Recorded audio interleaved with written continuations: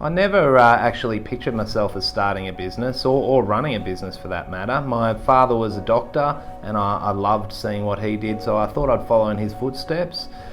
Didn't quite get into medicine straight away, so I thought that I'd do nursing and then move from there into medicine. But I loved nursing, so I kept doing it. I worked specifically in kids nursing. And then I ended up having a break after all the study, had a break, went overseas, came back and had decided I didn't want to work in a hospital. So I got a job working for another business that delivered care and nursing to people in their own homes. So I was out on the road doing the nursing. And it was kind of then that I got interested in that side of things. I guess one of the things that I experienced while I was there was that there seemed to be a real gap for people that wanted to fund their own care. The organisation I was involved in was heavily focused on supporting veterans in their own homes, which was fantastic, but we constantly got inquiries from people that had the resources to fund their own care, but there was just no solution for them. And so I guess that was the opportunity. I saw that there was a whole stack of people that wanted to stay at home, but who weren't eligible for one of those government funded programs, and there was no product or solution to kind of best meet their needs. And I think that there were certain people who were being forced to move into nursing homes because there wasn't an alternative for them. And I 100% believe that people should be able to stay at home as long as they choose to. It's our mission, that's what we're here for, to enable people to stay at home. And so that's kind of how it all started. I mean, everybody loves their own home, and I suppose it's different for each individual, but having been to see hundreds, probably thousands of people living in their own homes, being able to go through your front door, have all your possessions around you, have your own bed, your own pillow, the memories are a massive part of it as well. Thinking about, a lot of people bring up their children in their home. They might have had a loved one who's no longer with them, and so I think those memories are equally as important as having the practical things of all your bits and pieces that you love and that help you, maintain your independence, having them at your fingertips. Also, there's a strong connection to community. People are used to going to their local coffee shop or to their Probus group or their bowls club or the golf club, whatever it might be. Being connected to your local community is really important as well. I worked in a nursing home when I was studying nursing. You got to wash like 7 people in an hour. Whereas working with people in their own homes, you've got one individual that you have to look after. So you can be so much more engaged and connected to them as a person, as opposed to purely doing a task. I've done both. Working with people in their own homes is so much more rewarding, in my opinion, and I speak to heaps of staff that work in our space who didn't even know that this was an option for them. They just figured if you were a carer, you had to go and work in a nursing home. So I think that opportunity for people to understand that this is actually a great choice, and that working with people in their own homes one-on-one has a massive sense of job satisfaction. I think working one-on-one with people in their own homes and being privileged enough to go into someone's personal space like their home does instantly create a really strong connection, and some of the relationships you build are lifelong memories. I think that it enables you to deliver a much more intimate service for people and to really better meet their individual needs going into their own home. I mean, understanding who they are, looking around their home, hearing about their children. Often you're meeting family members who can fill in some of the pieces of the puzzle for you. It really enables you as a nurse or a carer to deliver a service that's really targeted to each individual. I think it helps build that intimacy, if you like, which has fantastic outcomes for the clients, but it's also super rewarding for the staff themselves.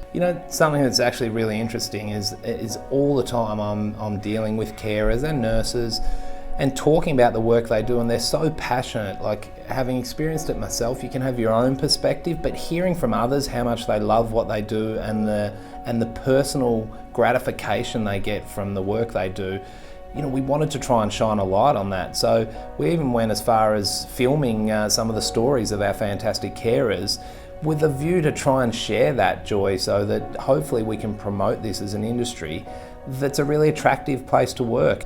The carers are the most important people in our clients' lives, and certainly they're the most important people in our business. It's a bit of a cliche, but I really love what I do. I wouldn't have been doing it for so long if I hadn't. It's been a challenging journey, but it's super rewarding.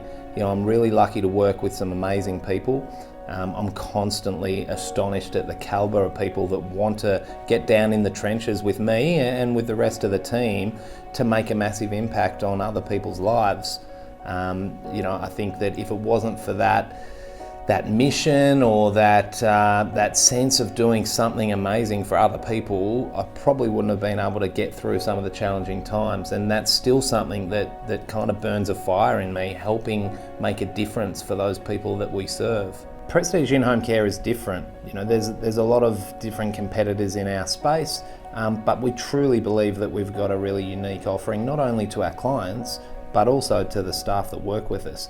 From a practical perspective, there's some differences. We've got a really wide geographic coverage. We've got 4 offices in Melbourne that give us a real presence in the local communities. We've got a real diversity of service types. We do everything from home and garden maintenance through to cleaning, to care, to nursing. That whole continuum is quite unique for one organisation to be able to deliver that. We invest really heavily in technology to make sure that we can use technology to make a difference, whether it's making life easier for our staff, whether it's providing additional service to our clients. I'm really passionate about that myself. Even though our business has grown, we're still very much a family business. My uncle, myself still own the business. We've got my sister is one of our executive team. It still feels to me like a family business, which is fantastic. But I suppose we've also been able to bring in some real expertise in terms of other people that can come and look at the place through a different lens. So that family business is really still important to me. I think it's a really relevant part of our culture. We still have functions. We recently had one at my house where people came along, that stuff to me is really important. It's one thing for me to believe that we're different and that hopefully we're getting a lot of things right, but we hear it and see it a lot from our clients themselves. The amount of feedback we get from clients about how amazed they are with our care, often they've had care from someone else, whether it's a council or another organisation. We hear really positive things, which hopefully means we're getting a bit right. But even our staff as well. We've had heaps of staff that have come to work for us and have worked in other organisations in the same industry, and have given us just glowing praise, I suppose, in some of the things we do, whether it's how well we pay people, whether it's the training that we invest in, whether it's they feel connected to kind of what we're doing and we involve them in the business, whether it's the social functions. It's probably different for everyone, but the feedback is that you actually are different to other organisations that are out there, and I know that clients feel that. For me personally, it's a real sense of pride that we have such loyalty and longevity in our workforce. We recognise people's anniversaries and we send them out gifts and cards, etc., because to me, that's a sign that they love what they're doing and that we're hopefully delivering something that means a lot to them as well. We've still got carers that have been with us since the very beginning. I can remember I was going out doing the care myself, and then we luckily got a bit busier and I recruited I think 5 or 6 carers, and 2 or 3 of them are still with us today. We recently had a dinner for all those people that have been with us for 12 years, and it was amazing. Our community is at the heart of what we do. As you're probably aware, we've got multiple offices. They're a challenge to operate so many offices, but for me it's crucial because we want to be part of local communities. It's an exciting time, not just for Prestige, but for our industry as a whole. Finally, people are starting to realise that this is a great solution to deliver care to people in their own homes. So I think the exciting opportunity for Prestige is to deliver our brand of care to a greater number of people. We're seeing expansion of the disability services through the NDIS. The government's changed the way they fund care in the home through the new home care package program.